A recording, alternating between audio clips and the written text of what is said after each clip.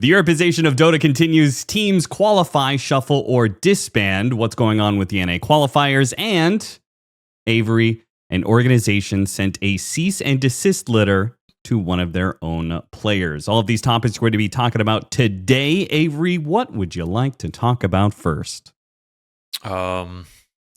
Yesterday I was over at Shannon's house. And, okay. He's flying out to PGL today, so people will get to watch the best caster cast some Dota 2. Very good, very good. Yeah, we were watching the best caster duo, you mean?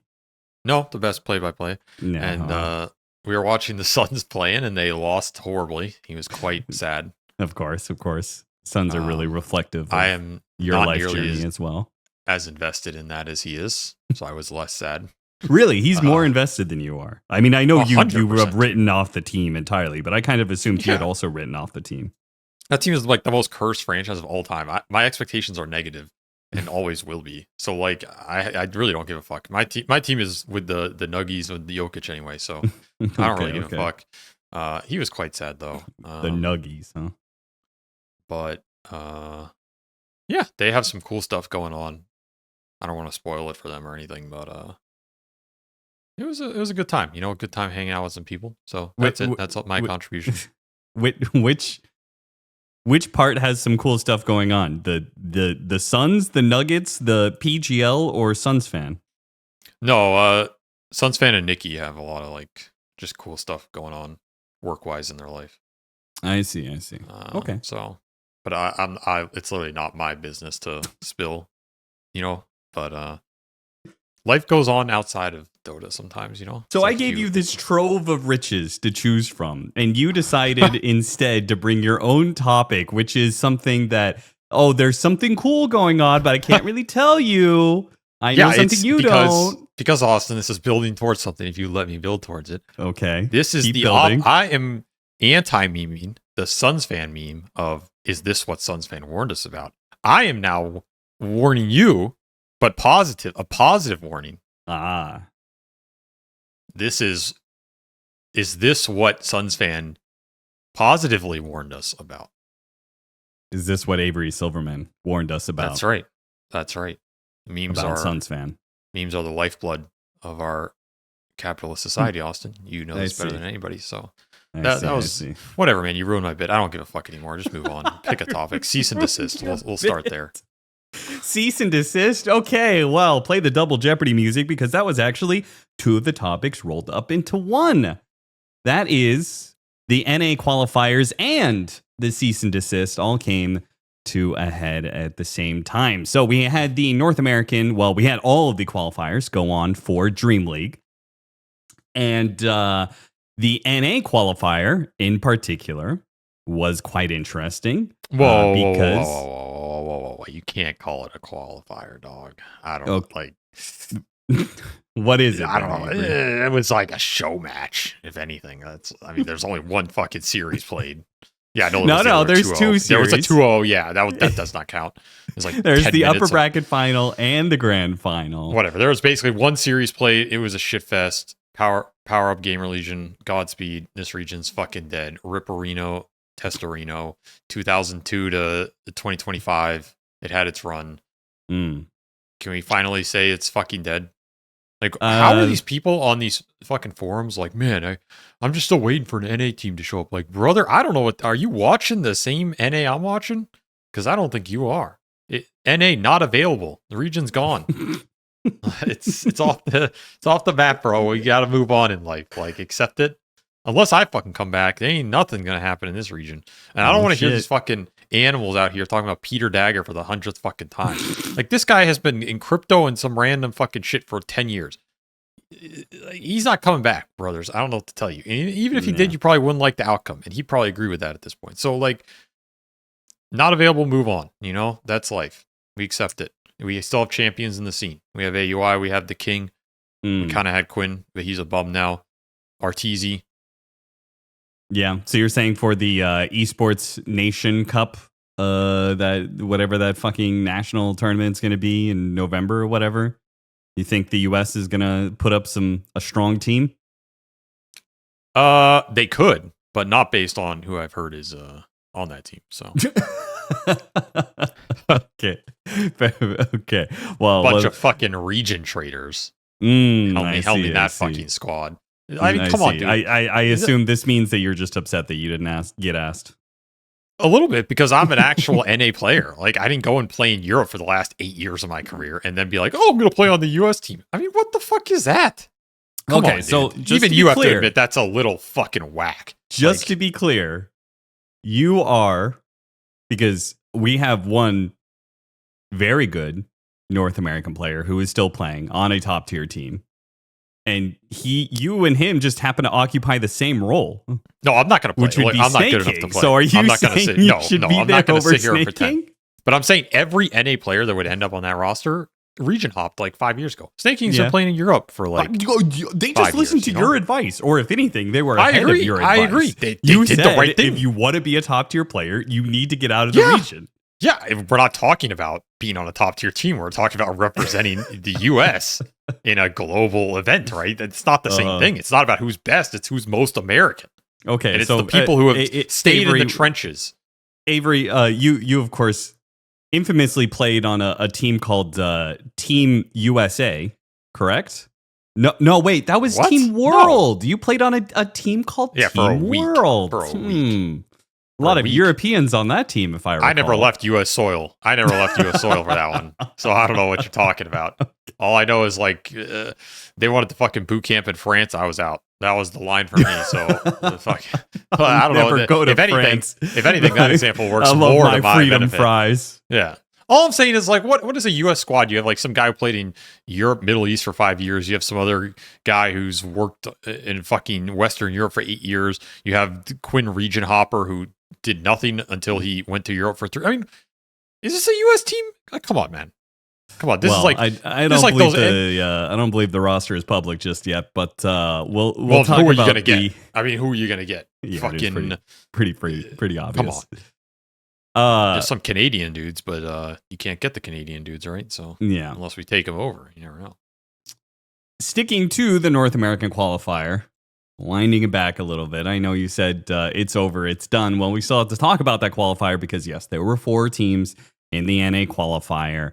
2 of them ended up forfeiting all their matches. So in the end, it was just GamerLegion versus Amaro Flame, which is a lineup full of 3 South Americans and 2 Bolivians, K1 Hector, Panda, Oscar, Michael, and James.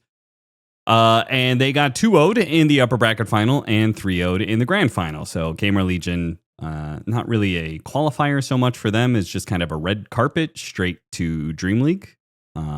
Did not match up against any other competition. Now, one of those teams was this weird 2 USA players and 3 Europeans. They forfeited. I have no idea why. I haven't heard anything about that. But the other team was actually a North American team. It was Yamsun, Copy, Gunner, Flea, and a Polish player called clinched. I'm sure I'm screwing up his name. Apologies. But they planned on playing in the qualifier. They put together a stack. The stack was a fun stack, basically. Copy wasn't playing on a team. Gunner obviously isn't playing on a team, and Yamsun recently got kicked from GamerLegion not for anybody, because they had a stand-in of Shad, but now they have Ghost. So they put together a fun stack. This was not a try-hard stack, but the 3 hours before they end up playing in the closed qualifier, because they played in the open qualifier, made it through, obviously. And about 3 hours before, Yamsun got a cease and desist letter from GamerLegion because he is technically still contracted with them. He is on the bench, but he does have a contract with them through the rest of the season. So they put a cease and desist letter saying, hey, man, you can't play. You're still with us. Yeah, that was pretty dumb by him, to be honest. I think initially I was just like, what the fuck is GamerLegion doing? That's kind of crazy. But then, I talked to Yamsun. He was like, yeah, I'm still contracted with them. I'm still getting half my salary through the rest of the season.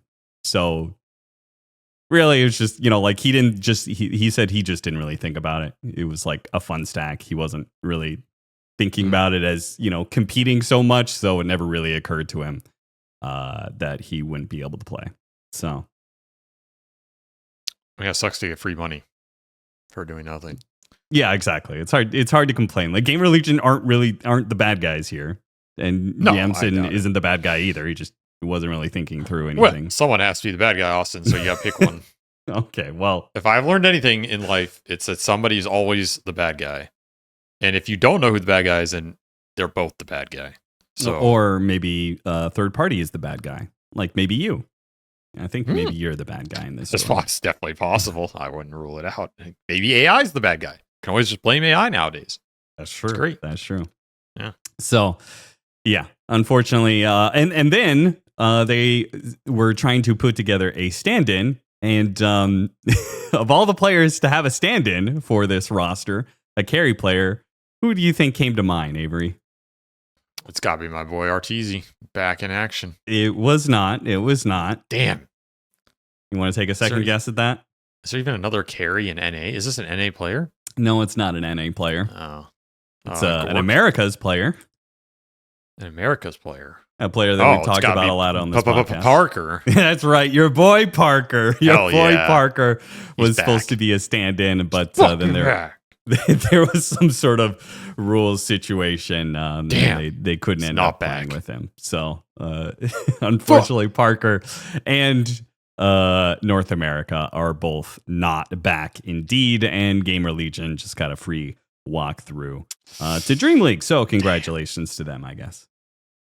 They might have won with Parker, man. That guy's got a good track record.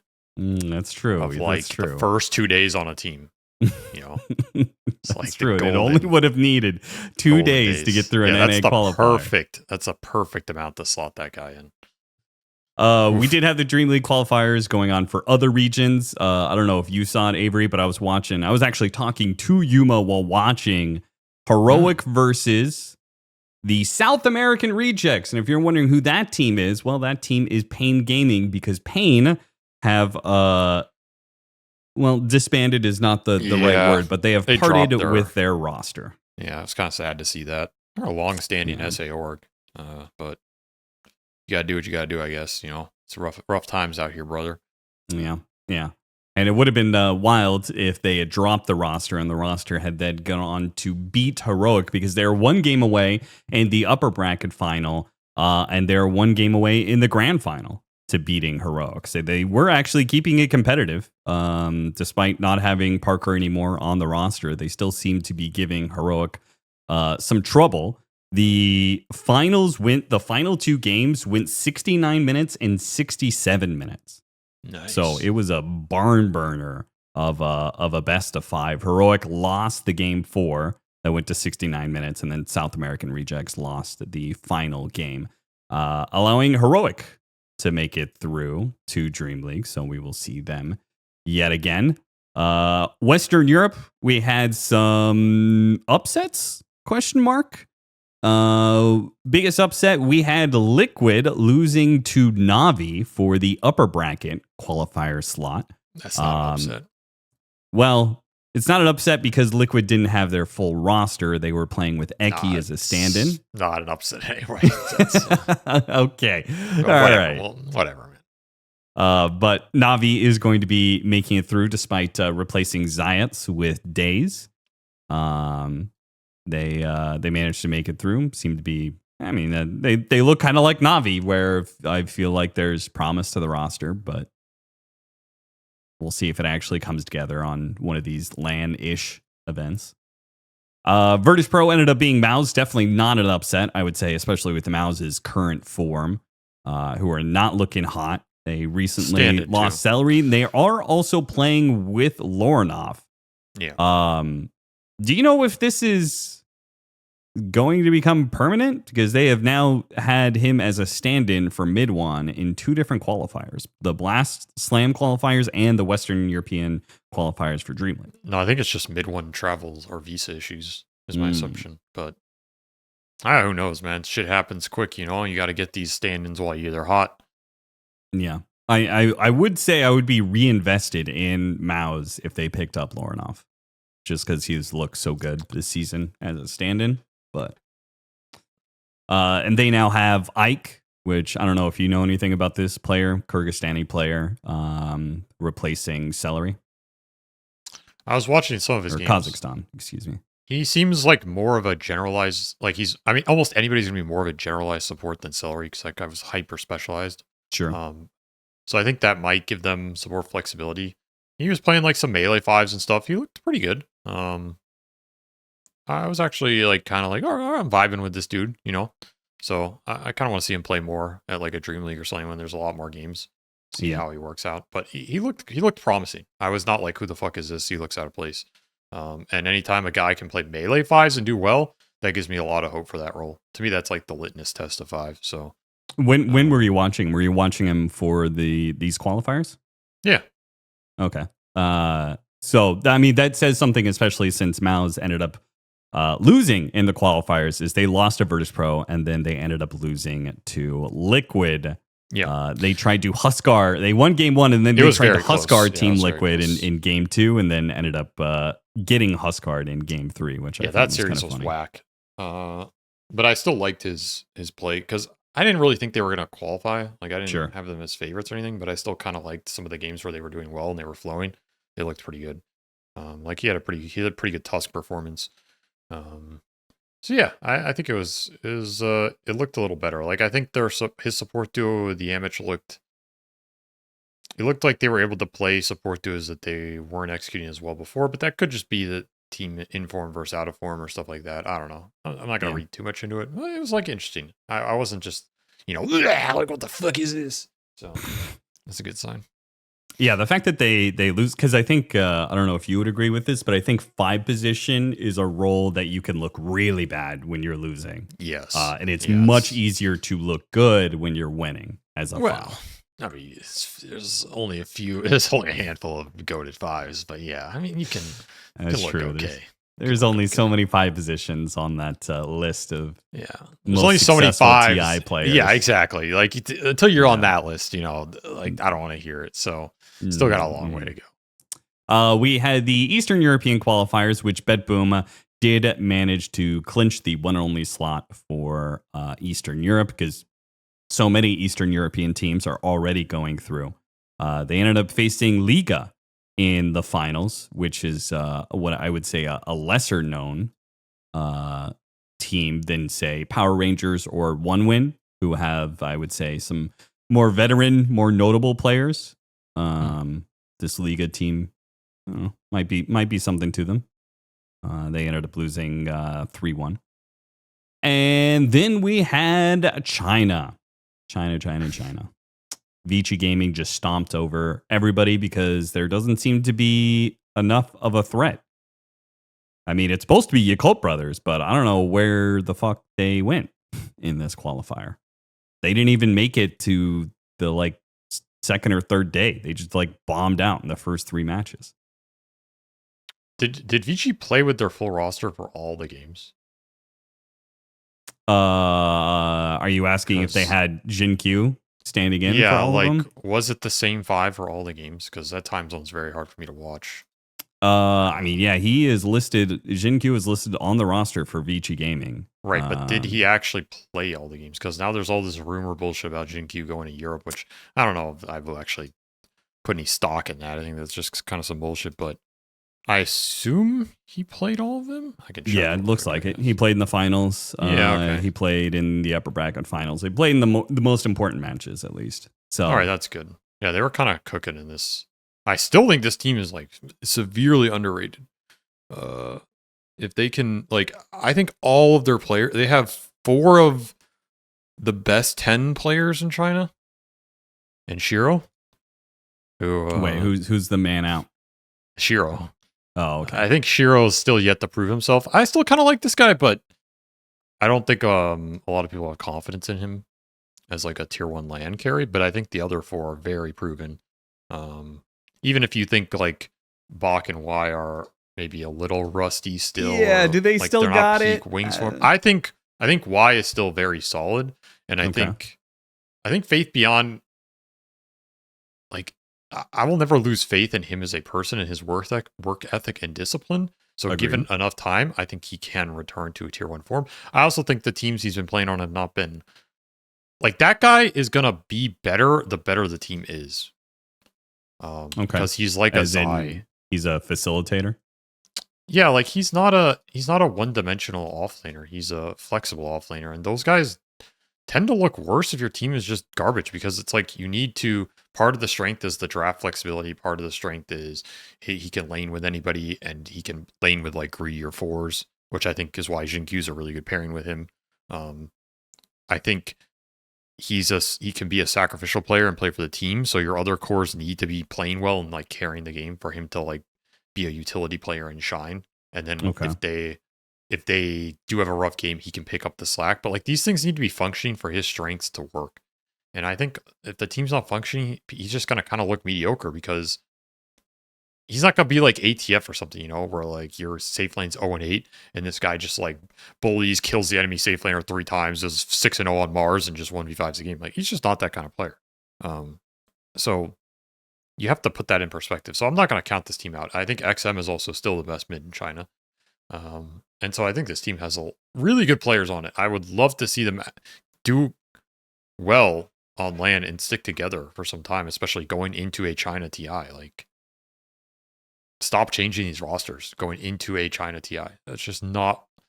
You have a very good chance to do well at a home TI, which is a huge advantage. Yeah.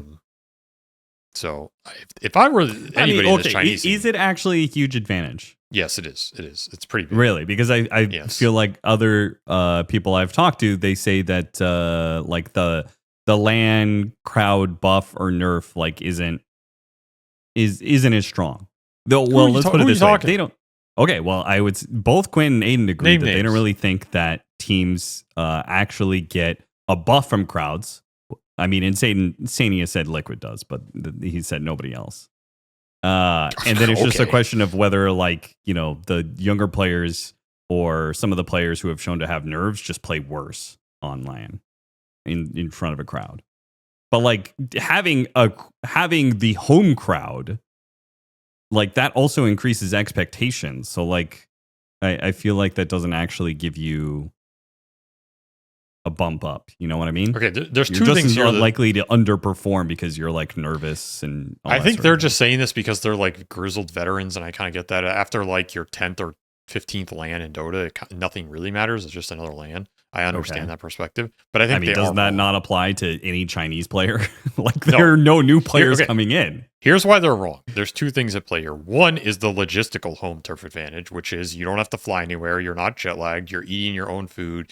You're more familiar with the environment. Everybody speaks your language. It's easier for your manager to do shit. You're going to get slightly preferential treatment on average. You're going to have more positive interactions with everyone around you. Like that shit adds up to your team environment and people being happier. I can't tell you how many lanes we went to. People are jet lagged. They can't recover. People are tired. They're burnt out for whatever reasons. Oh, I don't like this hotel. Oh, the food here fucking sucks. Yada, yada, yada, right?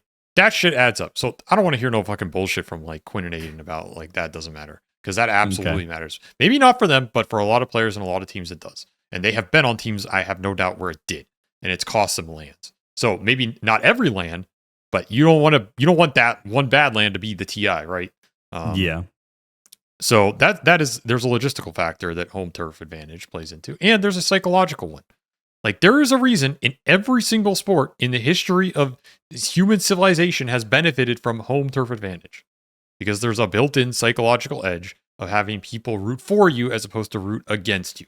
Now, some people do thrive in an environment with like a negative atmosphere, right? There are certain competitors who play better when they feel like the crowd is against them because it's like a heel energy, whatever you want to call it.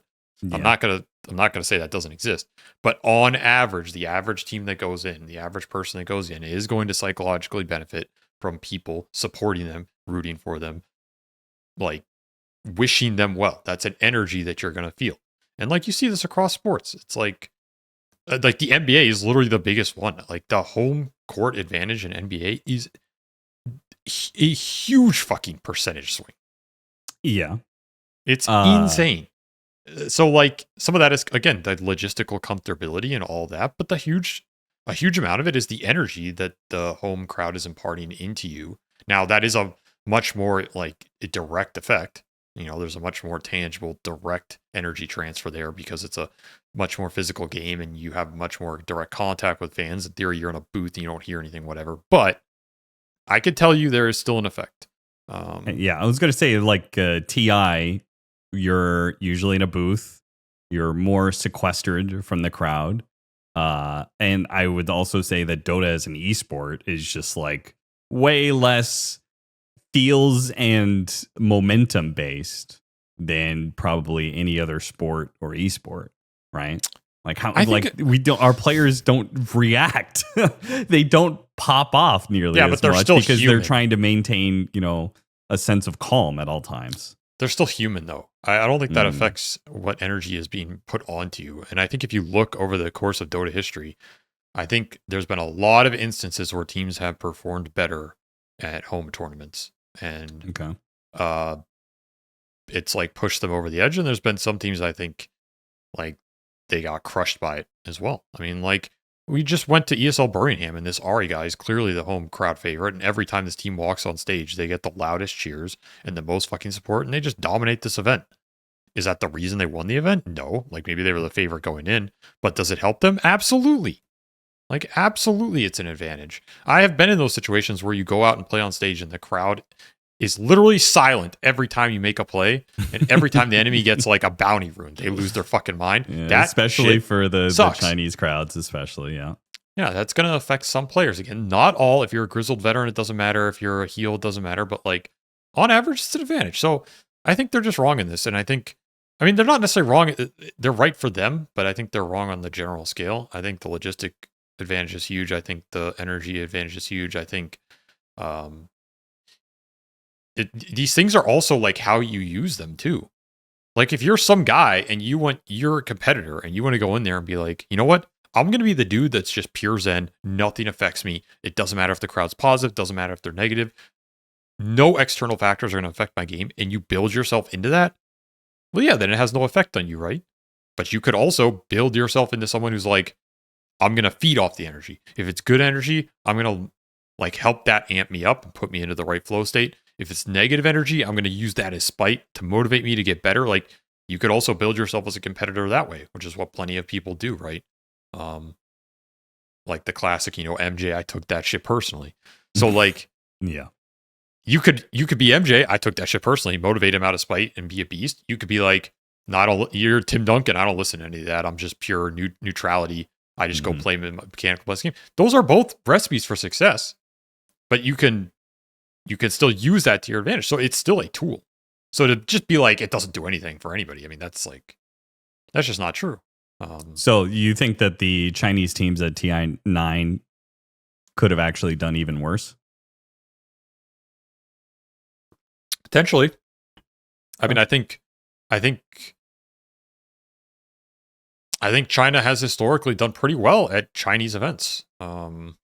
Obviously, the last 3 or 4 years, the region has taken an abrupt shift in quality. So I'm not going to talk about like super modern. Yeah, but a lot of that's why I talked about TI9 because China was still relevant. You still need to be good enough to win the game. Like it's not like the crowd's going to make you a 15k MMR player from a 10k. But a lot of like the old lands and stuff. I remember you go to China and like there's always like Chinese teams in the top 3 or 4, and then you go to some land in NA or Europe and like they just underperform.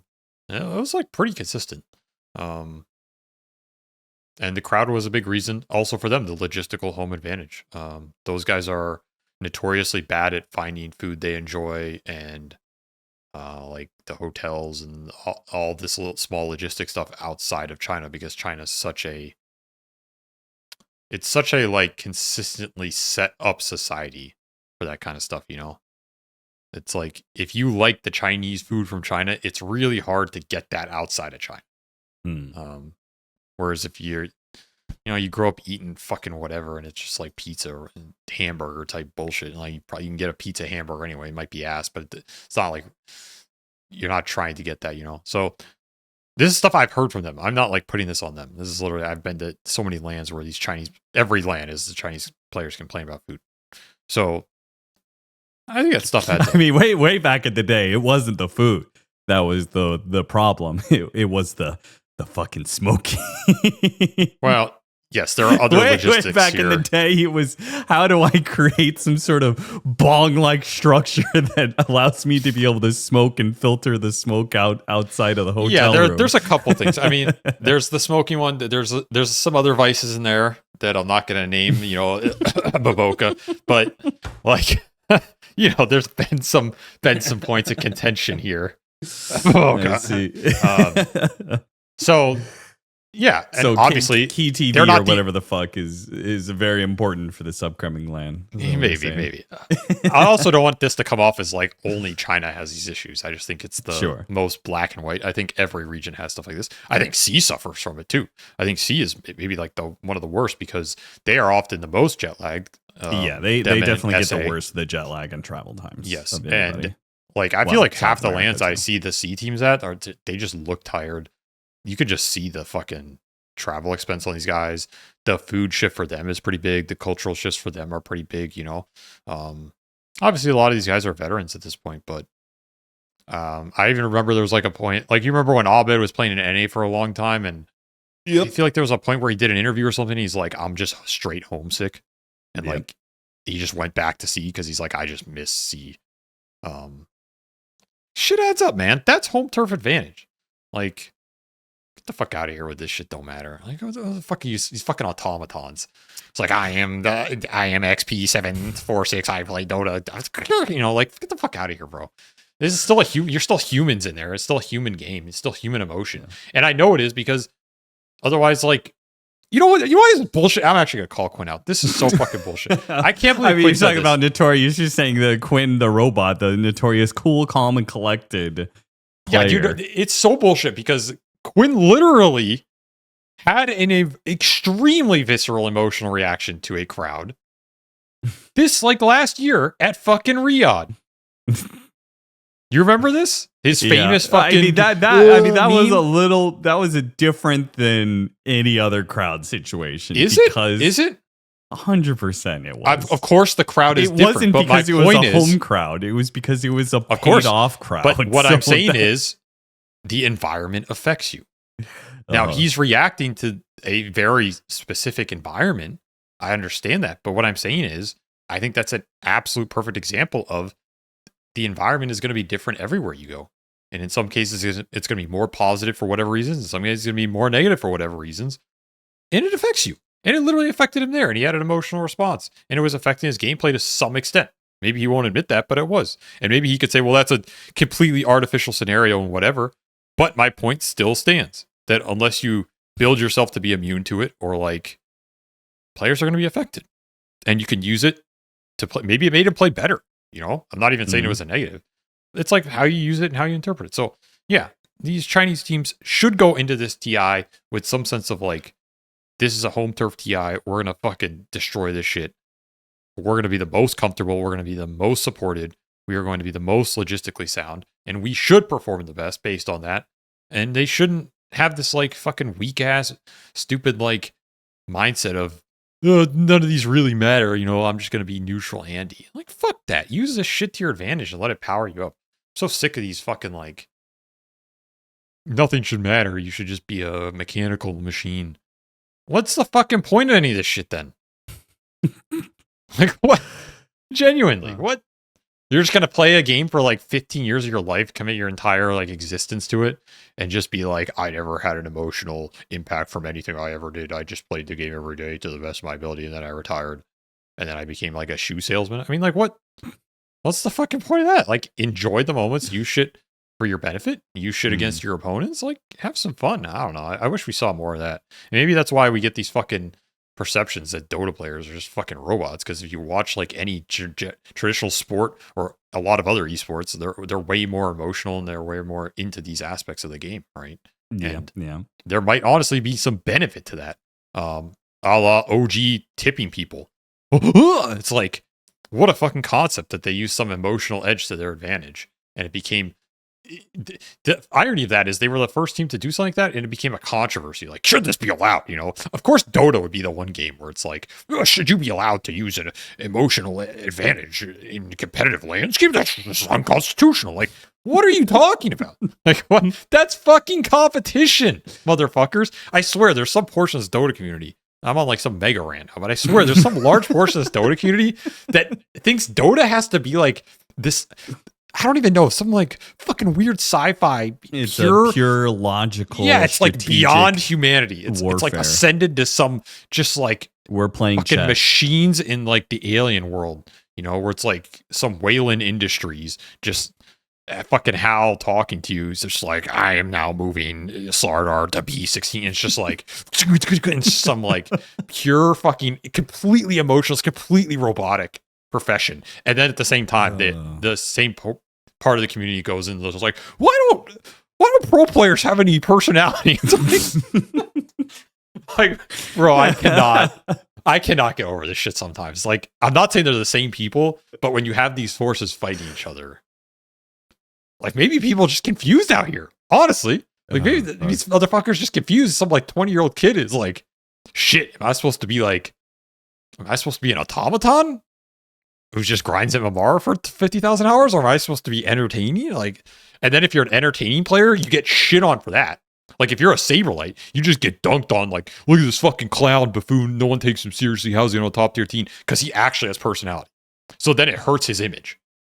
And then it's like, well, then I can't have personality. I have to be like super serious. You know, I'm grinding MMR. Everybody takes me seriously. Blah blah blah. Like some fucking fodder or something. I don't know who is like the most of this image. And then there's like, well, this guy's completely uninteresting. There's nothing to him, like a Nisha. I guess Nisha's an example, you know? Like, Nisha has no... Example. I'm sure he's an awesome dude in person, but he has no personality as a person in the scene, which is fine. Yeah. I don't personally give a shit, but then people are like, what do you actually know about Nisha? I know literally fucking nothing about this guy. I know he's Polish and he's got big arms. Like, that's as much as... yeah, legitimately, like, him working out has become the most personality that's all addition I know. to him. That's all I know. I wish I knew more, but the memes about him are big muscles, which, you know, before he had that, and then it was the smile, because he was stoic, and then occasionally he would smile, you know, and people really took to, wow, he's smiling. Yeah, that's the person, that's a tier 1 superstar's personality in Dota, is he smiles and has big arms. Like, oh my god, dude, it's so bad. But then at the same time, if you have personality and if you're a jokester, or like you show some negative emotion, you just get fucking eviscerated for it. Yeah. Like Quinn was a heel. Yeah. Amar it didn't work well for him. Yeah, Amar starts actually playing a heel, and people got real mad that shit's amazing. It's so good for the scene. It's so good for viewers. It's so good for the game. And all it was this eternal debate of like, this is against the spirit of the game. This is unconstitutional. Like, how can he be dropping mantles and he's not getting banned by Valve? Like, what's happening to the game? Like, oh my god. I mean, it's insane. There's something about this game is... There's something fucked up about it. I don't see this shit in any other... If there wasn't a bar in any other esporter game, they would be like champion. You know, they'd be like, this guy's fucking hilarious. Maybe they'd get fined. You know, I don't doubt that maybe they'd get fined, but that's like part of the thing, you know, is like you're the bad boy or whatever, you get fined, but then you take the fine on the chin. Like, that's your personality, you know? Yeah. What's that guy from fucking bowling? Pete Weber? You know who Pete Weber is? Yeah. There's gonna be some dude out here who watches this podcast. Don't you know like, who? Yeah. What's the? He tried to combine. Who you think you are? I am. Or like, I am. Yeah. That's, if anybody doesn't know, that meme came from Pete Weber, who is arguably one of the goats of bowling, which is actually a really interesting sport. Yeah, he's one of the goats, not the goat, but he's like a top 3. That guy was like the bad boy of bowling, and he got the same shit like at the start, where people are like, you know, should this be allowed in bowling? Like, why aren't they stepping in and like stopping this? You know, but obviously bowling doesn't have enough money and corporations behind it where like anybody really cares. Yeah. I think there's some similarities between bowling and Dota that might be worth exploring on some podcast one day. But also, to be quite frank, like bowling, the interaction between the players, not that I've ever watched professional bowling, but I just can't imagine. Type. I just can't imagine that there is that, like, it's an independent sport in some ways, right? What do you mean? as in you are doing your thing and the opposing player cannot impact you in a physical way, maybe a psychological way, but they can't actively get in there fucking with your role, you know? No, yeah, that's true. Yeah, it's like golf, right? It's Yeah. like You are playing your own game. You're playing theoretically against you have yourself control, or whatever. But there is a lot of psychology because it's still like you're right there. And I mean, there is a like 1v1 aspect to it that I think is interesting. It's because you bowl, like you are bowling multiple rounds and you're adding up all of the pins over all those rounds. And so like, yeah, theoretically you could, it's not really a 1v1, but like you are bowling against someone every game. And if you win that game against them, you get extra pins/points. So there is an incentive to win the individual games over the course of many rounds. So you are still playing that 1v1, and like there's a lot of shit talking and like random shit in that, you know. Yeah. I don't know. It's an interesting sport because it has like just enough money and prestige that you could make a living if you're goated at it, but not enough that it's corporatized to almost any degree, or like it's just the people doing it love the game, you know. There's nobody in there like just trying to make money. Like nobody goes into bowling to make money. I think it's kind of I think Dota was like that at some point. Like I think the first round of Dota no one played Dota to make money, but then at some point it kind of switched because TI got so fucking big. Yeah. I mean, how many pro players have you talked to that, you know, the younger ones who are like, yeah, I watched TI3, TI4, TI5, right? And I saw a shit ton of money in TI, you know, and said, that's damn, different. I should go pro in this. You know, maybe they're already playing the game, but, you know. Yeah, I think that changed. Like, I think I think there's a generation that watched like Dendy. And they're like, damn, I want to be like Dendy because he's like this sick Pudge player, not because he won a bunch of money. But then if you're like watching TI5, like you saw like EG win, like, damn, I want to be like Sumail. And that guy won a lot of money. It's like, it starts to change. Sumail also talked about him winning money, a lot of money. So, like, damn, this kid's 16, just won like $1 million. I got to get into Dota, you know? It definitely changes. No one's fucking watching Pete Weber out here being like, oh, fuck, that guy just won like $100,000. I mean, you can win like some decent money, but again, you have to win, like, you actually have to win. They're like, I want to go into bowling and make money. Like, no, they go in because they're like, I just love the game. You know, which I think is cool. I think those sports are like the coolest, is when you're right on that edge of like, there's money in it, so it's hype and interesting, and you can make a living, and it incentivizes people. But it's also not enough that it's just filled with a bunch of fucking like suitcase chasers, you know. Sometimes I think some of these big sports and games are just like these dudes are just too jaded. I don't know. It just feels like that sometimes. So, yeah, be thankful that Valve killed TI, everybody. That's the moral of the lesson today. There were a couple things I took away from that rant. I can't get out of my head the how reference you made. You know, the Space Odyssey scene. I'm just imagining like fucking Reddit being how. I'm sorry, OG. I'm afraid I can't let you do that. You're not allowed to tip. Yeah, that's how it is sometimes. I mean, that's how it is. You've seen these threads. Like, you've seen like the people. There's definitely a portion of this community that thinks Dota should be like, it should be more towards chess. Yeah. Which to me is like a lot of people take to this is a very cerebral game and how smart you have to be in order to play it. And they want a purity to that. And give it the respect it deserves. You know, respect. That's the word it always comes back to. I hate you have to respect the game. You have to respect the history. This is why esports will never be as good as traditional sports, because nobody has any respect for the game. Yeah, exactly. Honestly, I kind of agree with them. I think they do make a fair point, but I also, part of me doesn't really give a fuck. No, I don't. That is one of the most dog shit fucking no. comments Let me in the last 20 years. I do think there's a lot of value in respecting the game and the history of the game and finding cool shit. Sure. Yeah. But I also think you cannot be one of these people who's just like against progress for the sake of progress, or against change for the sake of change, and is against the game changing and being in these weird gray zones that are more entertaining and create a more fun product for the viewer. Like, I think that's literally one of the biggest things that holds chess back, and still holds it back, even though it kind of got pushed into this esports zone. It's there's a respect for the game, but there's also like, why can't we also just make it more entertaining and fast paced to watch for a casual viewer and get them involved. And you could still have your super mega try hard world chess championships. Like no one's saying these are a zero-sum game, you know? Yeah. But like you would get a lot of viewers in some of these chess tournaments. And I think it got pushed that way. Like all of a sudden you had a lot more interest in Blitz and more of the rapid formats and more of like chess streamers on Twitch and all this stuff. And there was like a huge renaissance for the game because suddenly it started appealing more to like the ADHD Zoomer who doesn't want to sit there and watch a 60-minute think fest. And both of those are awesome. Both of those are fine. But like the game can do it both, right? This isn't a zero-sum thing. Like I think Dota can also tread the line of we can have super serious TI moments and we can have fucking group stage games cast by Sinner and Sons fan that are awesome. And like you can enjoy all of that. That's why I never understand these people that complain about like these casters aren't serious enough or these casters are too serious. And it's like most casters think a lot about the context of when a game and series is happening and how serious it should be. Like we think about that every time, right? Is this a TI final? I'm not going to make the same jokes in a TI final as we do in a fucking like Dream League group stage game. Yeah. But I think the beauty of Dota is that you can have a DPC C group stage game that goes 80 minutes and it's the clowniest fucking shit show ever. And we can just laugh and make jokes about it the whole time because everybody's in that this is like a clowny fucking game.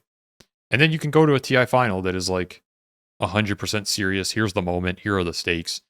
This is hype. The game can do it both, but it doesn't have to do one all the time. So like, you know, fucking unbunch your loins or whatever the fuck the term is and fucking unbunch your loins. I didn't want to say the fucking phrase. I don't know if that's a good phrase to say or not. Just like get off your high horse, you know? Get off your fucking 10 story tall high horse. And I mean, if anything, those people who made those comments for the last 20 years should be happy. We're more like traditional sports than we've ever been. We got betting scandals and doping allegations. We got possible mafia or crime ring behavior. We've got millions of dollars on the line. We've got traditional sports orgs owning esports orgs while the sport itself is largely owned by the Saudis. We've got organization and players going to court against each other like Samael and EG or the Gaming Gladiators team and their org. We're more straight traditional sports than we've ever been.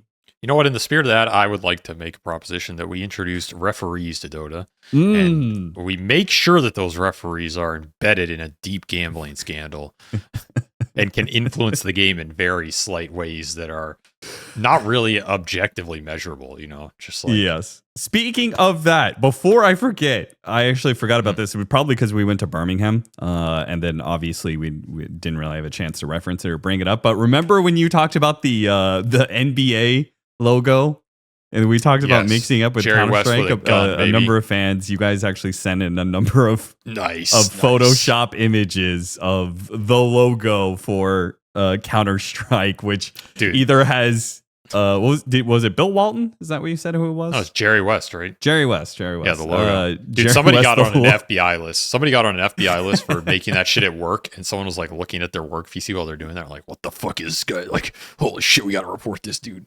So props to that guy who got fired for this. Yeah, a couple of you gave your different ideas for the Counter-Strike NBA logo. So thank you for that. Southeast Asia. We have to wrap it up on Southeast Asia because it is important to talk about Southeast Asia always, Avery, because it's good to be able to pander to the fans there as much as possible, but also because OG. Dude, what the fuck happened, bros? Why? What? I was actually, this is one of the few things I've read in the last year that just pissed me off. Okay, well, I assume, wait, we were talking about two different things. You acting like that, I assume you're talking about the Toronto-Tokyo pickup. Yes. Straight pissed me off. I have like nothing else to say other than no.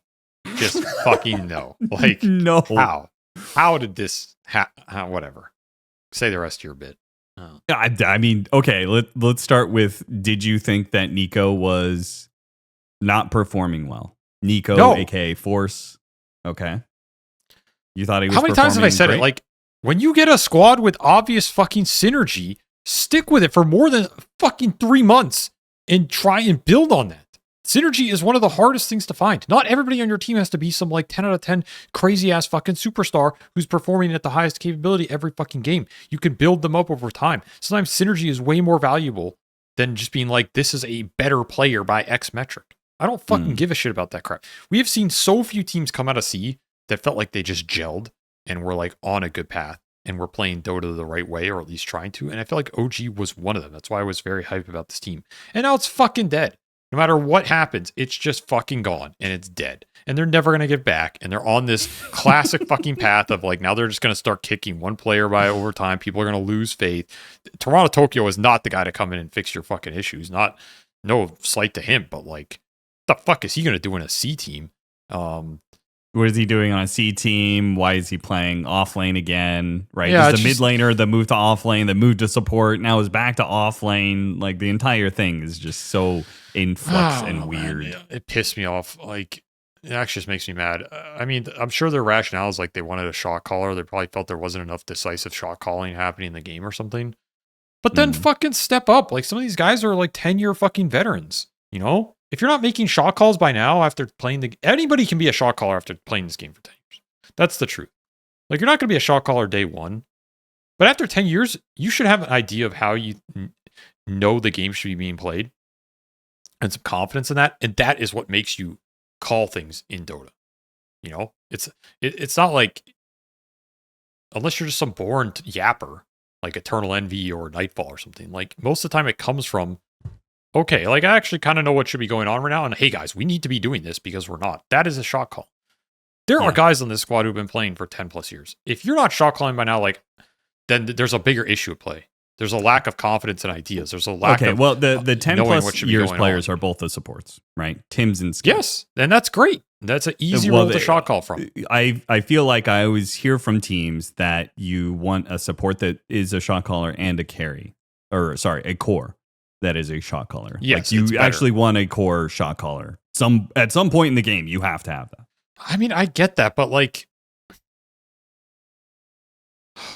I mean, I feel like we could sit here and understand why they kicked this guy and what they're trying to do with this dude bringing in, but it's not gonna.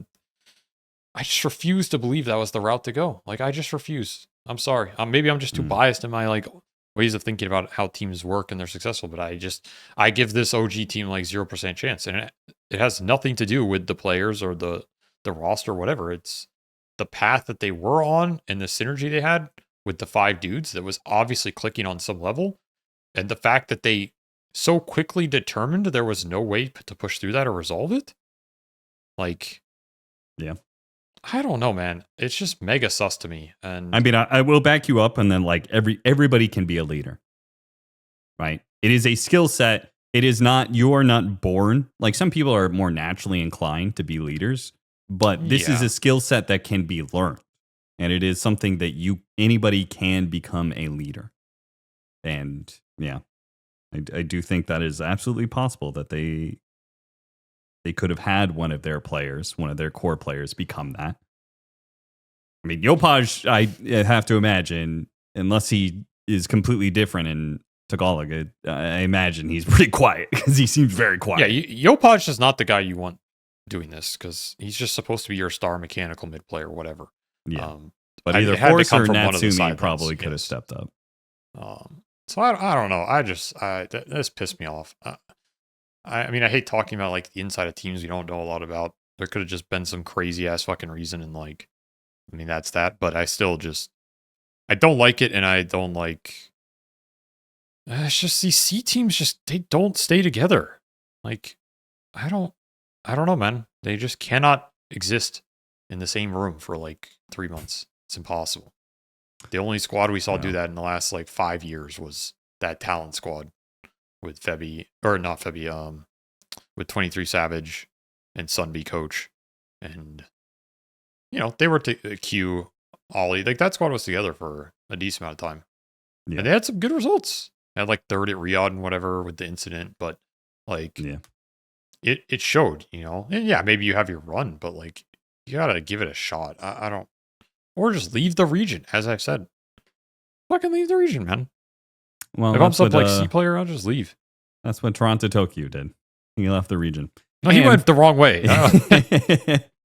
I mean, funny enough, his flag kind of the Russian and Filipino flag. It does he kind of sneaks his way in there. You don't really notice. They're just both red, white, and blue. That's true. Same colors.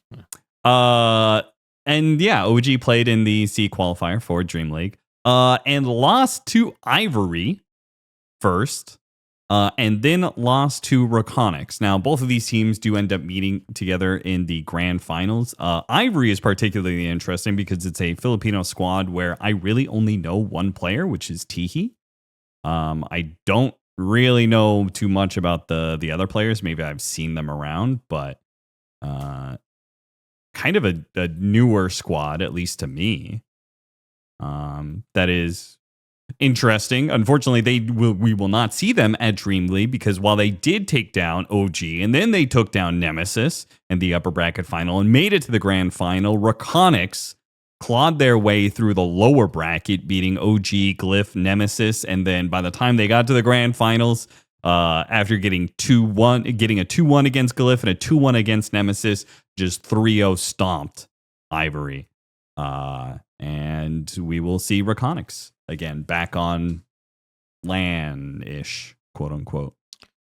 Yeah, which from what I was seeing, the general consensus was not too happy about, considering they got raffle stomped last time. So yeah, I mean, hopefully they'll put up a better show this time around, but win some games out there. Pray for them. Yeah, shame. Pray for them. Pray for them, Austin. Need some divine intervention. They need your prayer. They need prayer right now. All right, next up, Avery, we have the rumors.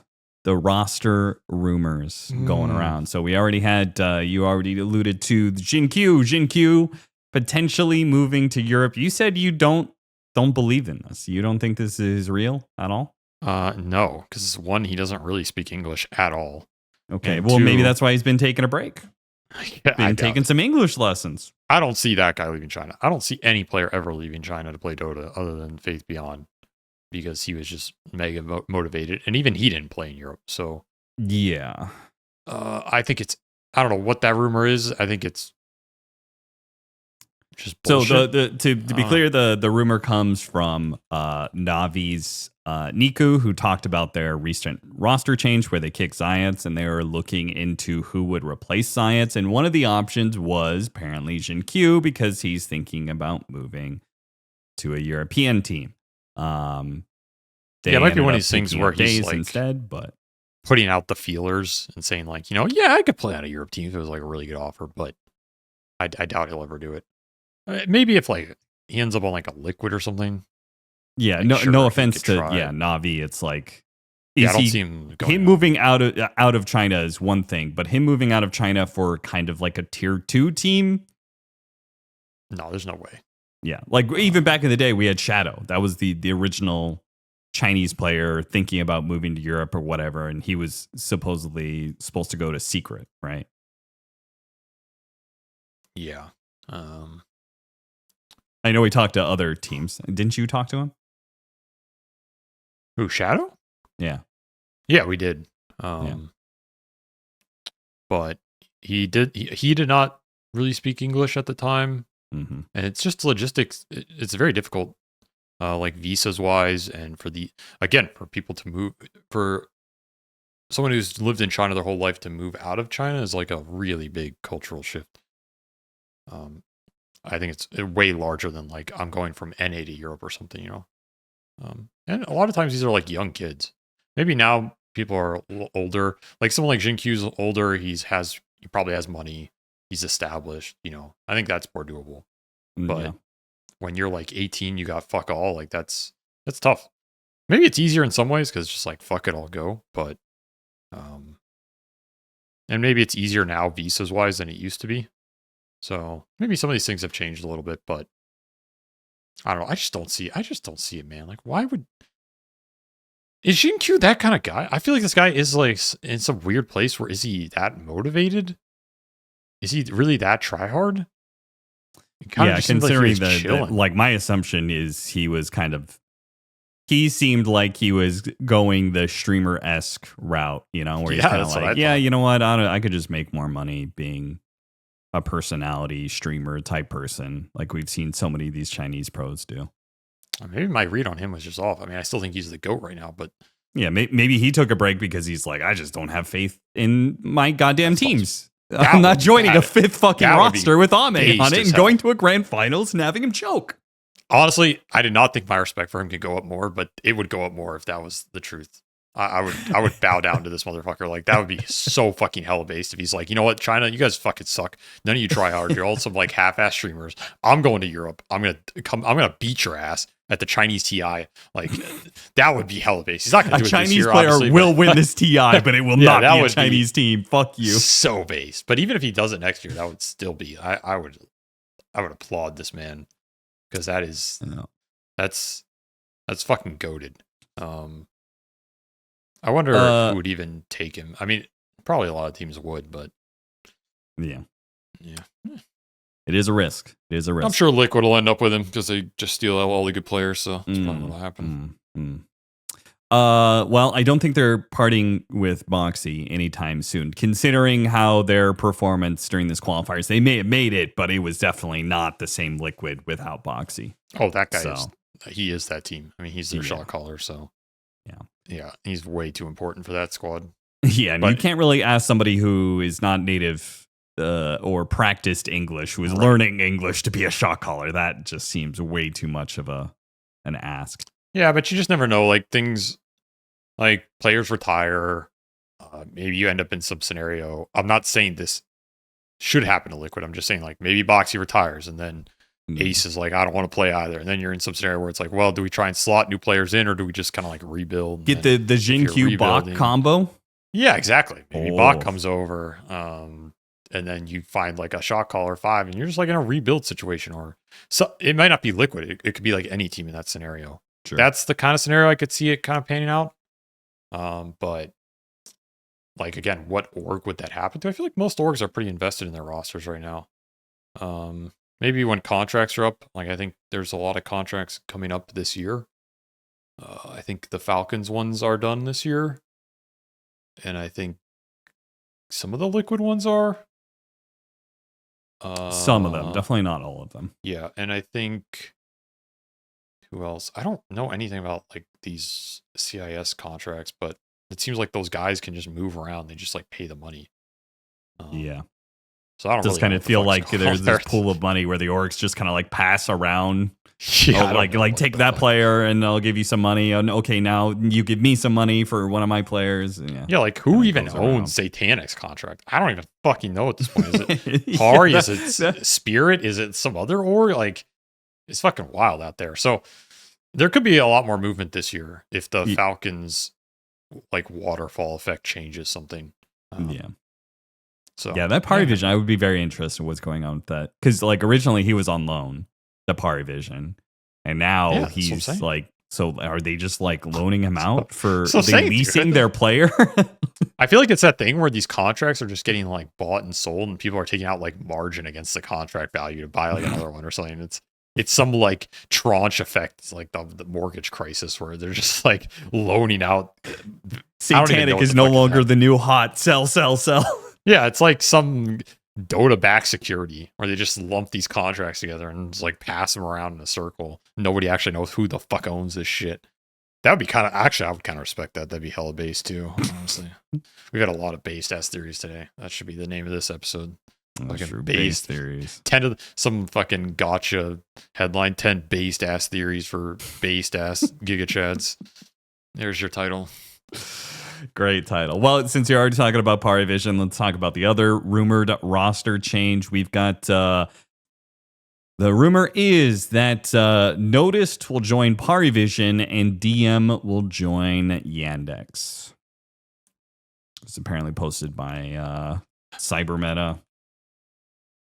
You believe in this one? I mean, this one seems a lot more credible. Yeah, this one seems likely because Yandex won that event with DM. Yeah. This is one of those instances where I can't really say, well, they can't give up their player synergy because they obviously had some synergy with DM. What the fuck? So I don't know what the fuck's happening in this. I like Notice. What about PARIVISION swapping out Triple S already? Like, I just feel like you haven't really given him much of a chance. He was kind of underwhelming. Was he? Okay. Yeah, I don't think I really ever felt his impact. Not to call this guy out. Maybe he just needs more time, and maybe they are a team that doesn't want to be giving time right now.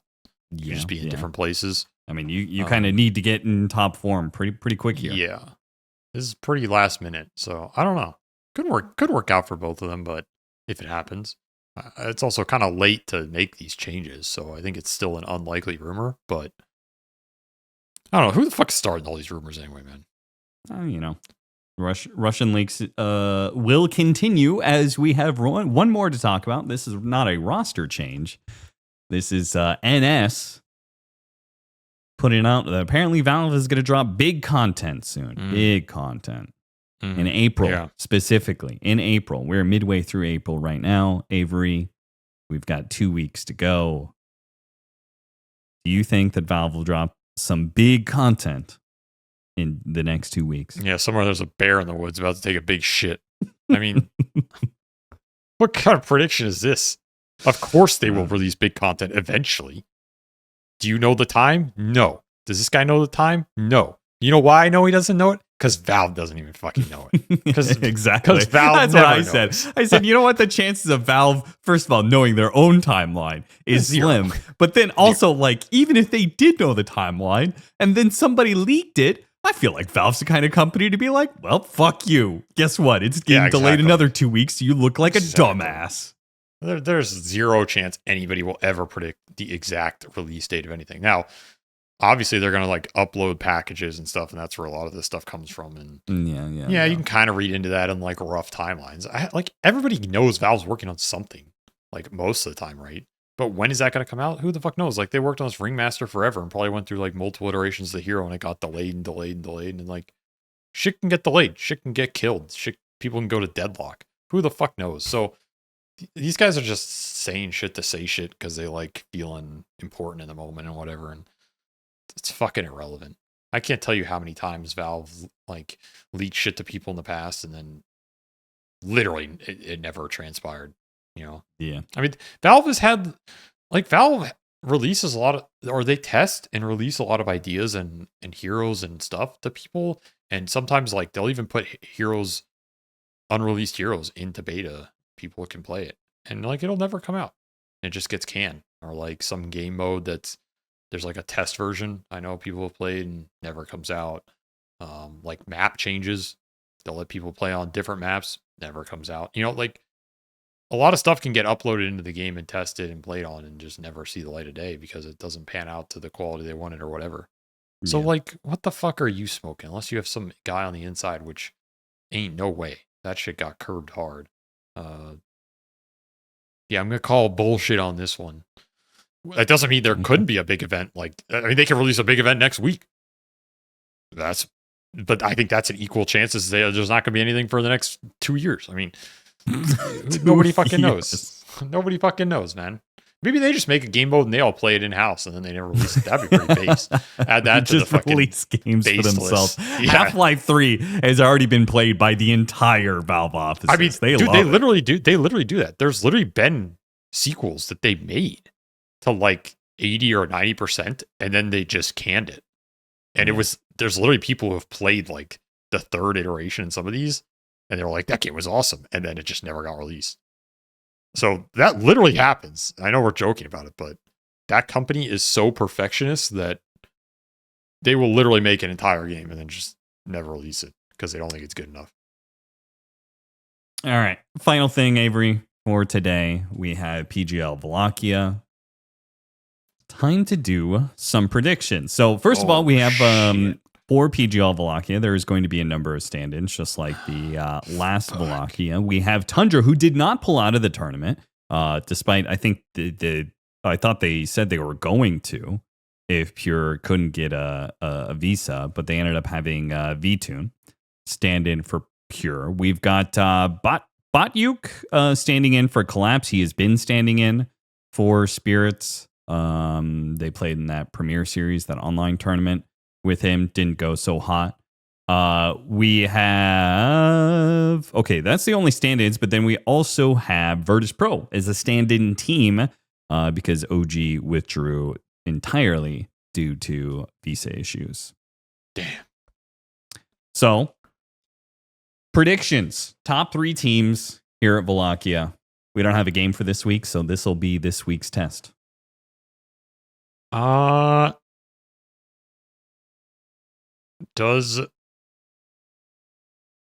the Chinese teams have stand-ins? Apparently not. At least Does that Liquid hasn't have been a put out stand-in? yet. Liquid, no. At least it has not been put Huh. out there. My understanding is that Boxy was just taking the week off or something for him and his Yeah. girlfriend's birthday, which almost turned into a much longer break. As Hey, they you know what almost I'm missed out saying. on Dream League. Hey, you know what I'm saying? Yeah, that's how that goes. Oh, bitch. I'll give the nod to Liquid here, top 3. The field's still looking pretty weak. I'll agree with that. I think Tundra is going to be 3rd, but I don't think they're actually going to make it to the grand finals at this No, tournament. I don't think so. This is another, like, they get 12th or something. They won the last one, dude. So now they're going to do dog shit. I'm looking at Liquid. I'm looking at Yandex. I'm looking at my boys on Vici Gaming. I'm looking at Aurora. Do you actually believe in Vici Gaming more than Extreme? Hell yeah, they got XinQ. He's the GOAT. I'll always put this guy number 1, bro. Number 1 in my heart. Okay. No faith in Falcons, I assume? I don't know that. I just don't see this. Did the meta shift in their favor? I don't feel like it did.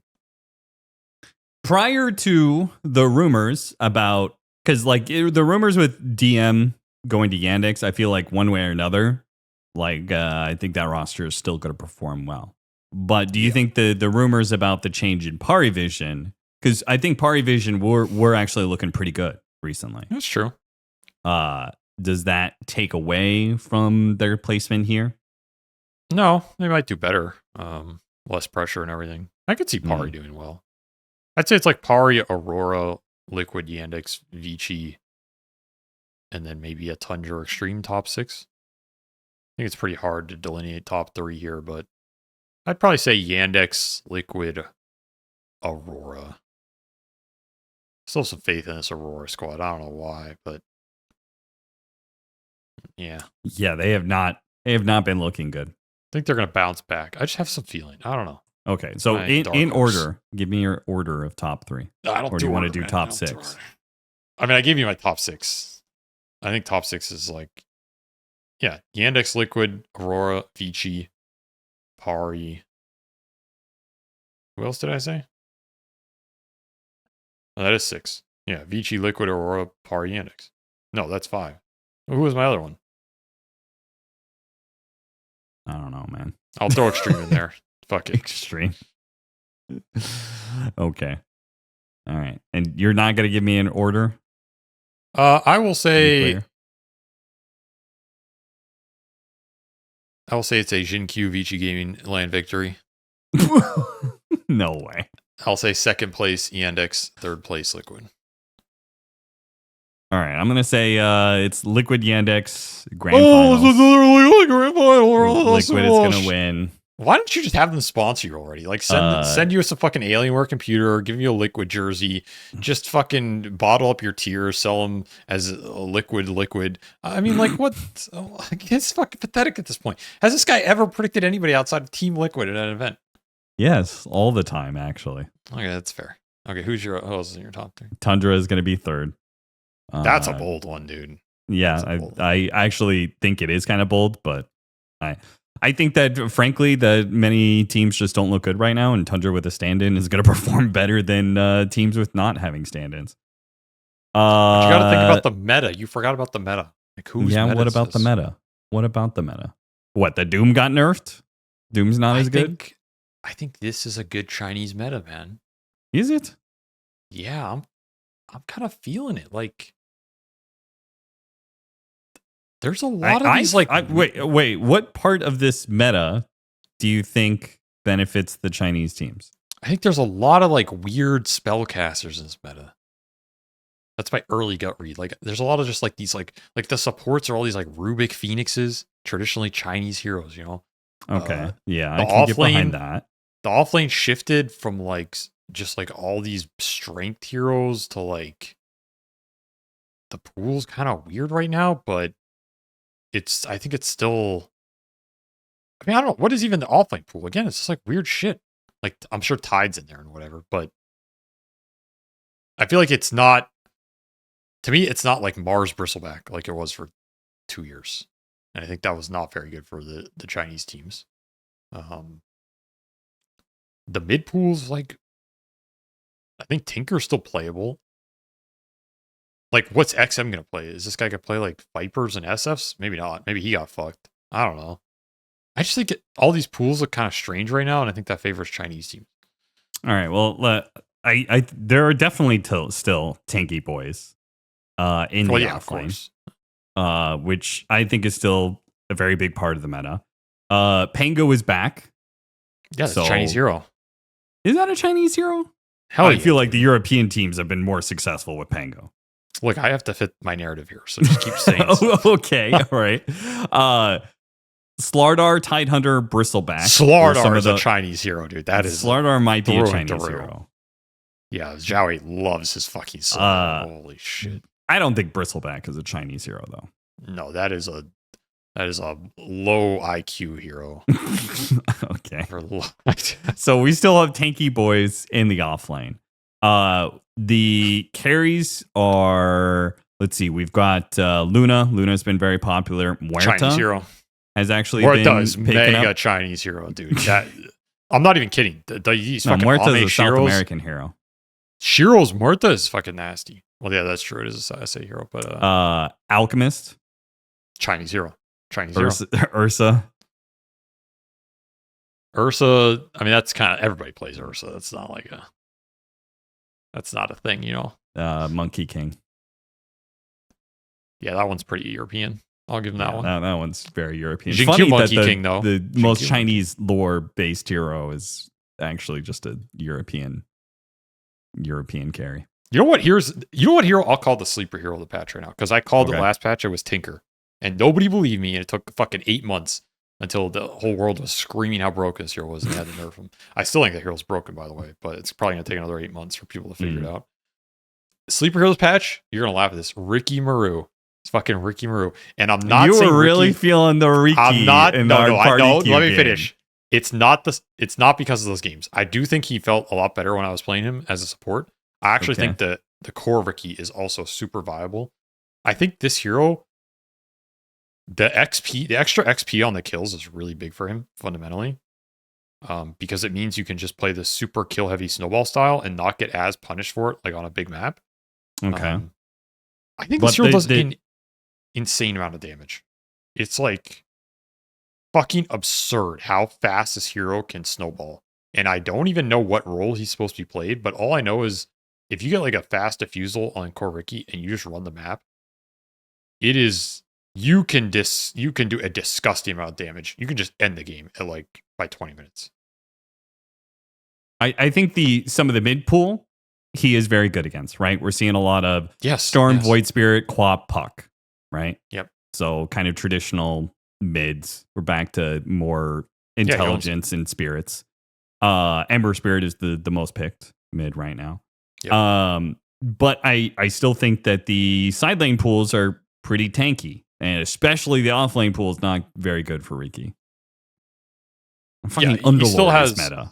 The hero still has fundamental issues in pro gameplay because like playing that style in pro gameplay is kind of a death sentence, or has been. But I still think this hero is a sleeper hero because the XP change, the damage ramp with like the early backstab plus some of the spells now, and the fact that the tricks of the trade hits 2 units by default. He farms way faster than I think he ever has, and he can actually push lanes and farm like jungle camps, and it's pretty efficient. He has some like nice item buildups, like he still has good stats. This hero is just very interesting to me.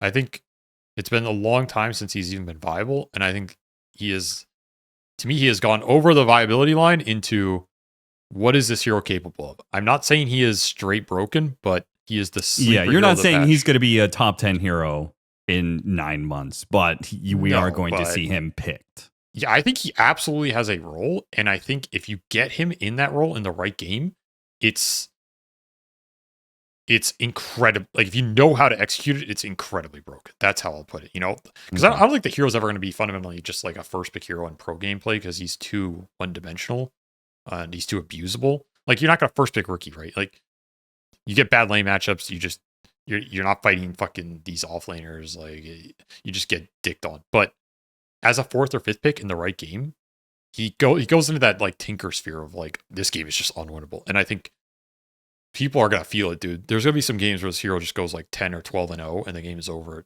25 minutes, and this hero's pushing waves, he's clearing jungle, he's getting fucking fat as shit, he's doing a fuck ton of damage, he forces a lot of detection, he's really an annoying vision advantage in fights. Like, he's an anti-save hero because he still has this stupid shard as the game scales. Like, there's some fucked up things about this hero. So he's my sleeper hero of the patch. Okay. All right. And his laning strong. That support Riki laning. Bro, don't sleep on that shit. To finish out my top 6, just so we have the full list here. I will say BetBoom Heroic, which you didn't list Heroic. A little bit surprised. They've been pretty consistent in that top 8 area. And that's 16, man. Yeah, maybe I'd just say Falcons. Maybe nobody. Maybe Falcons gets 5th, 6th just purely out of outskilled. I mean, also, Mars got some of his heroes. Yeah, it seems. I don't think the patch necessarily helped him, but it didn't seem like it hurt him because it pushed. Sure. Like, it pushed a lot of stuff down that they weren't playing. So, like, I don't think it buffed it also the stuff pushed they're playing, stacking down, which I think is helpful. Yes, is that good for them? They stacked a lot. They stacked a lot. Well, I guess I'm thinking more in comparison to like Tundra. Yeah, maybe. I don't know. I'm just looking at like this Sand King hero is still super strong, I think. I think Razor's pretty good. I think Mars is like always playable. Crit's Hoodwink is back. Crit playing Rubik Hoodwink. Rubik, Hoodwink. Io's playable too. We didn't really talk about this hero, but this hero's like a first pick, first ban for some teams. That hero seems really like a lot stronger relative to the pool than he was in previous patches. So we should see some IO play, and Crit is a very good IO player. We also have some of the healers, which especially the tankier ones are pretty good for snaking the junglers. Both a little bit of Chen, but more Enchantress. Yeah, Enchantress. We've seen a lot of Enchantress. Sure. That hero can really do some disgusting things. Yeah, Tree will probably get more gameplay because he's not seen as uber broken anymore. Is Tree a snaking hero? Like, not really. I think of it similar to Enchantress in that it just kind of like plays pretty far forward. But I don't think he's ever looked too good on that hero. Like, okay, he'd rather play these heroes that can farm and buy a lot of like utility or just straight front line in the fight. Tree doesn't really. Do you think he is a Venomancer player? Yeah, he is. Because that hero obviously has a lot of jungling potential and is pretty good support right now. It's a super strong laner. Though I will say I played a little bit of that hero. I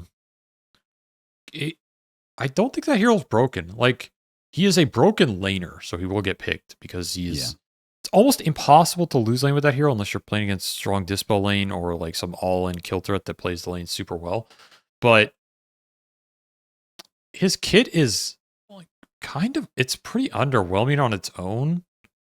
And he doesn't really combo well with a lot of cores. Like, his synergy as a support with core heroes, I think, is his weak point.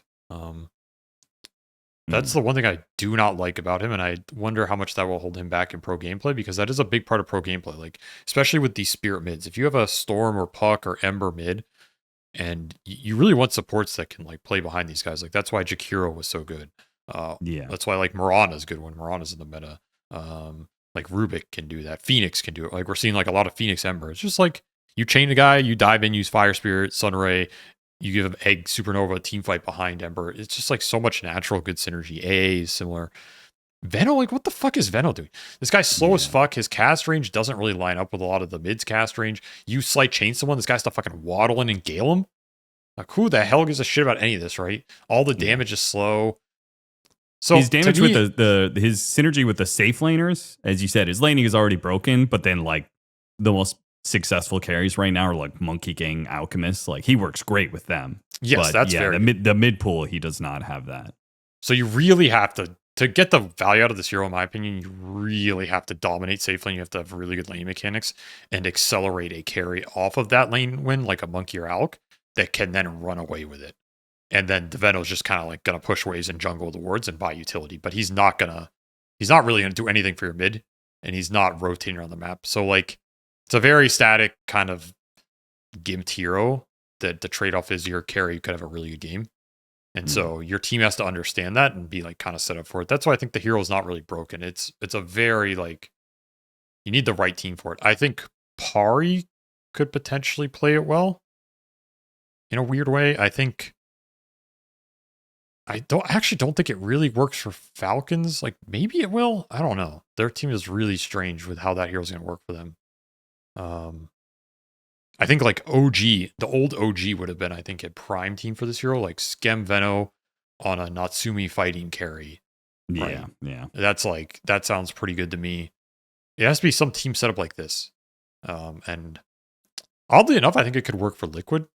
Because again, Mickey is a fighting, like he'll play a fighting carry that can benefit from the lane win and then just carry you later as well. Like the Monkey King, right? Or even the Wind Ranger Veno is like stupid ass lane. Yeah, I mean he's got a lot of he's Monkey King is very popular. Wind Ranger. We've seen some Nature's Prophet still. No, it's a good lane with Veno because Nature leaves a lane. Veno can just sit there with wards and like he gives you the extra map mobility, and then Veno just buffs him up with like Solar Crest pipe later. So like I think that hero could be really still good. He's probably still one of the best pro Kez. Oh yeah. I would like to see Tofu play that. And I think he has. I think he was playing it a little bit. That hero could work really well for them, but it's a weird hero right now. I'm not going to overrate that hero, even though his laning's super strong. Okay, well that is it from me. I got nothing else to talk about for this week, and we've covered a good amount of stuff. You got anything else you want to talk about, Avery? No, I already said my piece. You love talking. What the fuck? That's what I get paid to do, man. So I'm going to fucking do it. I show up for my job. Do what you love. Work. Love what you do. Well, I can't get paid for that.